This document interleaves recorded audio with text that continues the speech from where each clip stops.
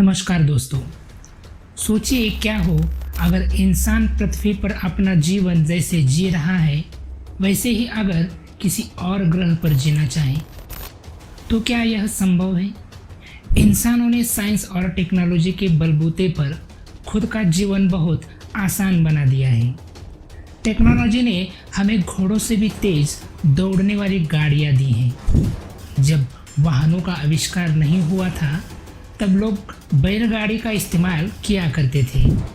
उस समय अगर कोई माल 10 किलोमीटर भी ले जाना होता था तब कई घंटों का वक्त उसमें बर्बाद होता था। पर जब से वाहनों का आविष्कार हुआ तब से ट्रांसपोर्ट की रफ्तार बहुत तेज हो गई। इंसान ने जब पहला कदम चांद पर रखा तब इंसान के मन में यह सवाल उठना जायज था कि क्या इंसान पृथ्वी की तरह दूसरे ग्रह पर अपना जीवन बिता सकता है? अगर हमें सच में लगता है कि हम यह संभव बना सकते हैं तो क्या कठिनाइयों का सामना हमें करना पड़ सकता है? इंसान को जीवित रहने के लिए सबसे ज़रूरी है हवा और ऑक्सीजन। ऑक्सीजन के बिना इंसान 5 मिनट भी जिंदा नहीं रह सकता, फिर चाहे वो पृथ्वी हो या किसी और ग्रह पर। पृथ्वी के नज़दीक के लगभग 3 ग्रह हैं, वो है बुध, शुक्र और मंगल। औसतन बुध पृथ्वी के सबसे नज़दीक रहता है, साथ ही यह सौरमंडल के हर दूसरे ग्रह के सबसे नज़दीक का ग्रह भी है। शुक्र और पृथ्वी का आकार और घनत्व लगभग एक जैसा है, इसलिए शुक्र को कभी कभी पृथ्वी का जुड़वा भी कहा जाता है। मंगल ग्रह पृथ्वी से मिलता जुलता ग्रह है। कभी कभी मंगल पृथ्वी के सबसे नज़दीक आ जाता है। अगर हमें इन तीनों ग्रहों में से किसी एक ग्रह पर अगर जीवन की तलाश करनी है तो सबसे पहले हमें क्या करना चाहिए? चलिए सबसे पहले बात करते हैं बुध ग्रह के बारे में। बुध हमारे सौरमंडल का सबसे छोटा ग्रह है। यह पृथ्वी के चंद्रमा से थोड़ा ही बड़ा है। हालांकि बुध के पास कोई चंद्रमा नहीं है। यह सूर्य के सबसे निकट का ग्रह है, लेकिन यह वास्तव में सबसे गर्म ग्रह नहीं है। शुक्र ग्रह ज्यादा गर्म है। शुक्र, पृथ्वी और मंगल के साथ बुध भी चट्टानी ग्रहों में से एक है। इसकी सतह ठोस है जो क्रेटरों से ढकी हुई है। वायुमंडल के बजाय बुध के पास एक पतला बहिर्मंडल है जो सौर हवा और उल्का पिंडों द्वारा सतह से उड़ाए गए परमाणुओं से बना है। बुध का बहिर्मंडल ज्यादातर ऑक्सीजन, सोडियम, हाइड्रोजन, हीलियम और पोटेशियम से बना है।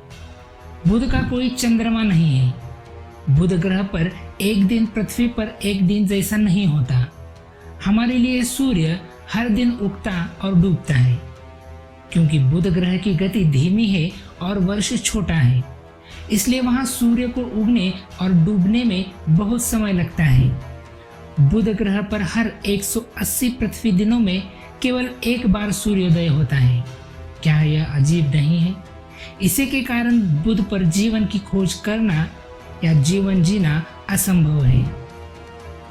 दूसरे ग्रहों पर जीवन जीने के लिए सबसे जरूरी हवा और ऑक्सीजन होता है। हमारी अंतरिक्ष दूरबीनें इसके वायुमंडल में गैसों के मिश्रण का पता लगा सकती है जो हमारे लिए वायुमंडल से मिलते जुलते हैं। कंप्यूटर मॉडल ग्रह की जीवन क्षमता की संभावनाओं के बारे में भविष्यवाणियां पेश हैं। विशेषज्ञ इस बात पर बहस करेंगे कि या इस तरह की अभूतपूर्व व्याख्या का समर्थन करने के लिए और भी सबूत खोजने की कोशिश करेंगे। मैरीलैंड के ग्रीन बेल्ट में नासा के गोडार्ड स्पेस फ्लाइट सेंटर के वैज्ञानिक रवि कोपरपू ने कहा, हम अभी एक स्वर्ण युग की शुरुआत में हैं जो रहने योग्य ग्रहों का अध्ययन करते हैं। सभ्यता के इतिहास में पहली बार हम इस सवाल का जवाब देने में सक्षम हो सकते हैं। क्या पृथ्वी से परे जीवन है? एक्सोप्लैनेट अन्य तारों के इर्द गिर्द स्थित ग्रहों के लिए यह युग नासा के जेम्स वेब स्पेस टेलीस्कोप के साथ शुरू हुआ है। अंतरिक्ष यान में लगे उपकरण एक्सोप्लैनेट पर वायुमंडल की संरचना का पता लगा रहे हैं। जैसे जैसे आने वाले वर्षों में दूरबीनों की शक्ति बढ़ती जाएगी, भविष्य के उन्नत उपकरण प्रकाश वर्ष दूर स्थित ग्रह से जीवन के संभावित संकेत बायोसिग्नेचर को पकड़ सकेंगे। दूसरे ग्रहों के जीवों यानी कि एलियंस और उनके कथित यानों को लेकर न केवल बहुत सी विज्ञान कथाएं लिखी गई है और फिल्में बनी है, इन सवालों ने वैज्ञानिकों को भी लगातार काम पर लगाए रखा है। अब दूसरे ग्रहों पर जीवन की संभावनाओं पर काम कर रहे वैज्ञानिकों ने एक ठोस काम किया है। उन्होंने एक सूची तैयार की है कि किन ग्रहों और किन चंद्रमाओं पर जीवन होने की संभावना है।